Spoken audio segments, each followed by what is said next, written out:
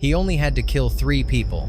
No questions asked, no connections, no context, just names. But with every job, the line between contract killing and cosmic horror began to blur until there was no line left. Released in 2011, Kill List masqueraded as a hitman thriller but slowly unraveled into something far more sinister. Directed by Ben Wheatley, the film has divided audiences, unsettled critics, and spawned years of interpretation about what it truly means. Was it a study in PTSD and guilt?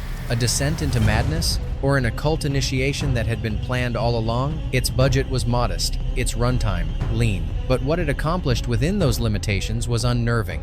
An unrelenting spiral from domestic tension to ritual sacrifice, wrapped in ambiguity so thick it left even seasoned horror fans disoriented. The violence was abrupt, the mythology implied but never confirmed. And at the center of it all was a man who thought he was in control until the contract consumed him. Kill List wasn't made to explain itself. It was made to haunt you with the possibility that everything might have been preordained, and every scream was part of a larger sermon. These are 20 weird facts you didn't know about Kill List, 2011. Fact Hasson: the script had huge gaps on purpose. When Michael Smiley first received the script for Kill List, he thought there had been a printing error. Whole pages were missing, dialogue simply absent. But that wasn't a mistake. Director Ben Wheatley and screenwriter Amy Jump had crafted a skeletal screenplay by design, intentionally leaving vast sections blank. Their goal wasn't to confuse the cast, but to force improvisation, encouraging spontaneous, volatile performances that felt uncomfortably real. Actors were given emotional arcs and broad plot points, but not full dialogue. They had to react in the moment, often without knowing what the other actor would say next. This created a strange tension on set. The domestic fights, the silences, the psychological unraveling, none of it was rehearsed. The actors lived in the characters' anxieties in real time. This approach bled into the film's tone. Scenes feel jagged, unpredictable, as if the camera captured a moment it shouldn't have. Wheatley wasn't just breaking traditional narrative form, he was intentionally destabilizing the audience. In many ways, the unwritten script became the film's most important horror device. Was the chaos on screen real, or just masterfully controlled confusion? That depends on whether you believe in cinematic accidents. Fact #2: the dinner scene was a real meltdown. The infamous dinner scene where tension erupts between Jay and his wife, Shell, is among the most uncomfortable moments in Kill List. But the emotion was so raw because much of it wasn't acting. Wheatley refused to rehearse the scene. Instead, he let the cast drink real wine, stewing together in a confined space for hours, before finally rolling the camera when tensions naturally peaked. Neil Maskell, who plays Jay, has admitted the scene became genuinely horrible. There was confusion about when they were in character and when they weren't. Arguments blurred, laughter turned to resentment. Smiley later called the atmosphere a controlled car crash. And that's exactly what Wheatley wanted. A domestic implosion that felt invasive, too close for comfort. To add another layer of discomfort, the child actor was kept nearby, hearing but not fully understanding the fight. His reactions were monitored carefully, but his presence added real stakes to the scene. Viewers have debated whether it was ethical, but Wheatley stood by the method. Kill List was about rupturing normality, and sometimes you have to let it break naturally. Was it a performance or a documented collapse? That's the question Wheatley wanted you to ask. Fact #3: the film hit its genre until it was too late. For the first 40 minutes, Kill List sells itself as a gritty hitman drama. There's no hint of the occult, no symbols, no cloaks, just debts, contracts, and terse conversations. But that was entirely calculated. Wheatley designed the structure to lull audiences into a false sense of genre before violently yanking them into a completely different story. He called it genre dissonance, a kind of narrative sleight of hand. By the time the pagan overtones begin to creep in, symbols on doors, cryptic chants, the viewer is already emotionally invested in Jay's psychological decline. The horror doesn't enter through the front door, it seeps in, unnoticed, until the viewer is trapped inside it. Interestingly, some viewers never caught the shift at all. They left the film thinking it was about a mentally unstable veteran. Others read it as a conspiracy thriller or a metaphor for government-sanctioned evil. But those who noticed the deeper ritualistic imagery began to ask, was the hit list really just a sacrifice list? Was Jay chosen long before the film even began? The scariest part of Kill List isn't what it shows, it's what it slowly, methodically hides until it's too late. Fact #4: the librarian scene was never explained. Among the film's most unsettling moments is Jay's encounter with the librarian, a man on the list who thanks Jay moments before being executed. There's no resistance, no panic, just calm acceptance, as if he expected to die. Wheatley never explains this, no backstory, no logic, just a ritualistic silence, followed by a thank you and a bullet. Some viewers assumed the man was a cult member, others speculated he was being punished. But one behind-the-scenes clue deepens the mystery. The actor was instructed to treat Jay with reverence. His death wasn't tragic, it was an offering. The props department even added subtle details to the librarian's house occult books, photographs with markings, a map with circles that were barely visible on screen. Most viewers missed them, but for those who noticed, it reframed the scene. This wasn't a victim. It was a willing participant in a larger, hidden ceremony. So was Jay carrying out a contract? Or performing a rite of passage? And more disturbingly, who wrote the list? Fact-5. Jay's physical pain was written as spiritual corruption. In one of the film's most jarring sequences, Jay suffers a mysterious back wound that begins to fester.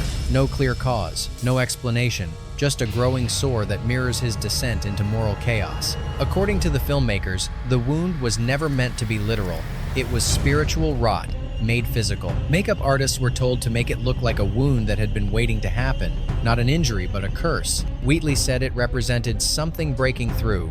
As Jay spirals into violence, the wound worsens, like an infection tied to his guilt and defiance. Even the lighting shifts subtly when the wound is on screen, colors become cooler, frames more unstable. What's strange is that many viewers don't even remember the wound by the end of the film. It's shown briefly, then disappears.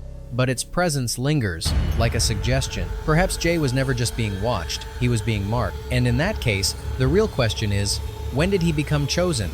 Before the contract? Or much earlier? Fact-6. The film's title wasn't just about targets. Kill list sounds procedural, like a hitman's agenda. But according to Ben Wheatley, the title wasn't about the victims at all. It was about Jay himself. Every target he eliminates pushes him closer to his own destruction. In essence, he is on the list. He just doesn't realize it. There's an ominous symmetry to the structure. 3 names, 3 killings, 3 steps in a ritual, and after the final name, Jay doesn't return to normal life. Instead, he's greeted by robed figures, crowned in horror, and forced to face his final role. One storyboard artist revealed that the working title was nearly the Hanged King, a direct reference to tarot imagery and sacrifice. The change to kill list was meant to preserve ambiguity, to make the story seem grounded until the last 10 minutes flipped everything. So what does kill list really mean? A to-do list? A curse? A prophecy? Or maybe all 3? Fact-7. The pagan symbol was real and ancient. Viewers who paused the film during certain frames might have noticed a crude symbol carved into a door, etched into trees, or scrawled on paper. It's a circle with a triangle inside, primitive, hand-drawn, and chilling in its simplicity. But this wasn't a made-up sigil. It was a real symbol tied to pre-Christian ritual sacrifice in parts of Northern Europe. Ben Wheatley and his team drew inspiration from actual runic and sacrificial symbols, blending elements from Norse, Celtic, and Druidic rites. The production designer even consulted historical texts and sketchbooks from British museums to find markings used by death cults, particularly those who believed in the willing victim doctrine. The triangle within the circle has multiple meanings depending on interpretation: mind within spirit, death within rebirth, or the ascension of a chosen vessel. But what's most haunting is how casually it appears in the background, as if the film is surrounded by the cult's reach long before the viewer realizes it. It's not just a clue, it's a signature. And once you start noticing it, you realize it was always there watching. Fact-8. The hanged woman scene was censored in some countries. In one of the film's most disturbing visual beats, Jay and Gal stumble upon a woman hanging in a field, naked, limp, crowned with antlers. The scene lasts seconds. No dialogue, no explanation. But its power is unforgettable. In fact, it was too much for some distributors. In certain international releases, this image was trimmed or blurred, classified as ritualistic violence of an undefined nature. Wheatley fought the censorship, arguing it was a key moment symbolizing the witnessed sacrifice, a silent confirmation that Jay was entering a world of old gods and blood rites. But even he admitted the scene was designed to feel like a memory you weren't supposed to see. Interestingly, The actress portraying the figure was never credited. The team reportedly cast her from a closed audition with no public call sheet. She was only needed for 1 day of shooting. Some crew members claimed she wasn't even present for the shot it was filmed separately and composited in. The truth? Like much of Kill List, it remains deliberately obscured. But the image antlers, silence, surrender, burns into your mind like a warning carved into flesh. Fact #9, one line was banned from the trailer. The official trailer for Kill List was already cryptic, revealing almost nothing of the film's final act. But there was one line originally recorded in the narrator's voiceover that the distributors refused to include.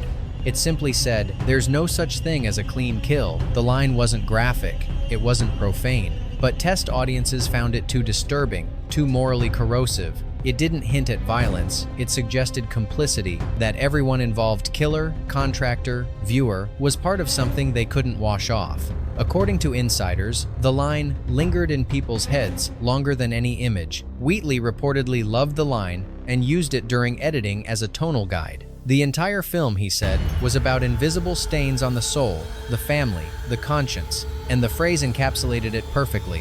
But the producers feared it would alienate potential viewers who expected a more conventional thriller. So the line was cut, but its ghost remains. Because Kill List doesn't end when the credits roll, it stays with you, like a question you can't unhear. Fact #0, the cult's final chant is not in any known language.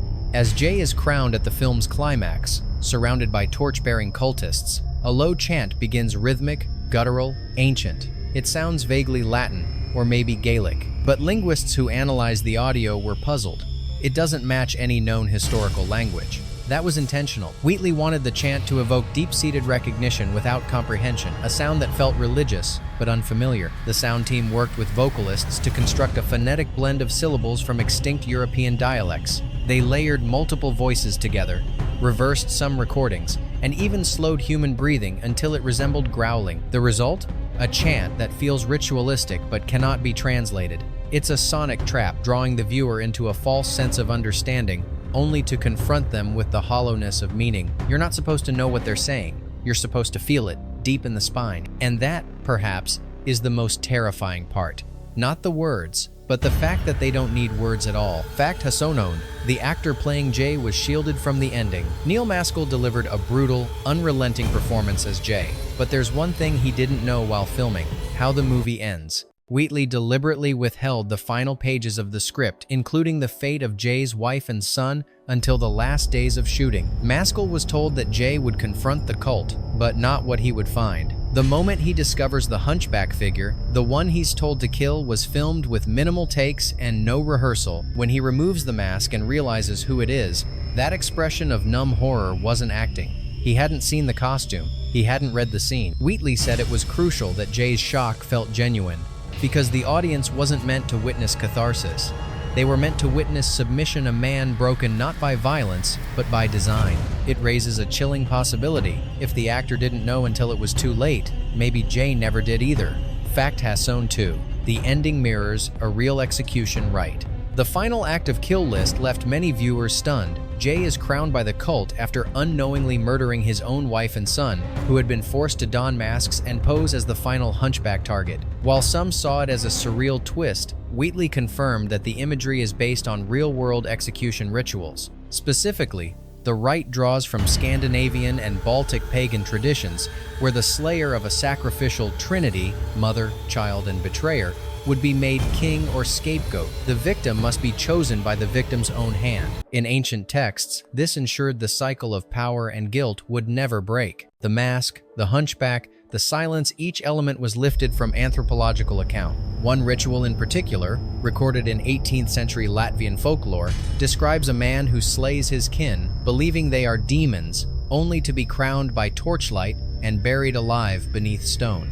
Wheatley didn't spell this out in the film. He didn't need to, because horror doesn't always require explanation. Sometimes, it just needs echoes of something ancient and cruel, echoes that make you wonder how many times this has happened before. Fact #3, Gal's death was shot in complete darkness. One of the most harrowing moments in Kill List is the death of Gal, Jay's closest ally. He's lured into a tunnel, beaten, and killed by cult members in masks, an execution that unfolds almost entirely in pitch blackness, illuminated only by flickering torches. But what most viewers don't know is that the actors were filmed in total darkness, with minimal blocking and no visual cues. Michael Smiley, who played Gal, later admitted the scene was one of the most physically and emotionally difficult shoots of his career. The camera operator wore night vision gear. Smiley was told to fight blind. His attackers weren't choreographed, and he had no idea where the next blow would come from. The screams weren't performed, they were real cries of disorientation. Even the final blow, when Jay finds his friend's disfigured body, was hidden from the actors until the take. The prosthetics team had quietly built the gore effect behind a curtain, then revealed it moments before filming. What Maskell saw was not just makeup, it was shock therapy. It wasn't just a death scene, it was the loss of Jay's tether to sanity, and the fact that it plays out in near silence and darkness makes it feel less like violence and more like a ritual disappearance. Fact Hasson 4. The cult members were cast without speaking roles. Every member of the hooded cult seen in the forest, at the ceremony, and in flashes during the killings was deliberately cast without scripted lines or even character names. Many were dancers, mime artists, or physical performers, chosen for their ability to emote without speaking. Wheatley wanted them to feel like a presence, not people, something between ghosts, priests, and predators. Their movements were choreographed to appear calm and coordinated, unhurried, synchronized. The actors were given only one instruction: you are here because you believe in this more than anything. During one take, a crew member reportedly asked one of the performers, "What's your character's name?" The actor simply replied, "I don't have one.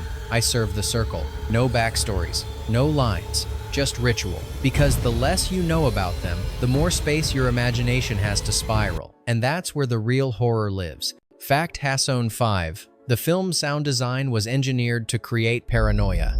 Kill List never uses jump scares. Instead, it builds unease through sound-strange hums, distant echoes, audio that seems out of sync with the image. But none of this was accidental. The film's sound designer, Martin Pavey, constructed an audio landscape engineered to increase anxiety over time. They used sub-bass frequencies barely detectable to human ears, pulses around 19 hertzes, which are known to trigger feelings of unease or dread. These sounds occurred during key transitions: entering the forest, approaching the targets, stepping into the tunnel. You don't consciously hear them, but your body reacts. They also used non-linear editing layering sounds that belong to later scenes into earlier moments. For example, you might hear the cult's chant faintly behind a kitchen scene, long before Jay even knows they exist. This creates a temporal dissonance, as if the future is bleeding into the present. The result? A film that doesn't just disturb you visually, it rewires how you experience time and space. You're not watching Kill List.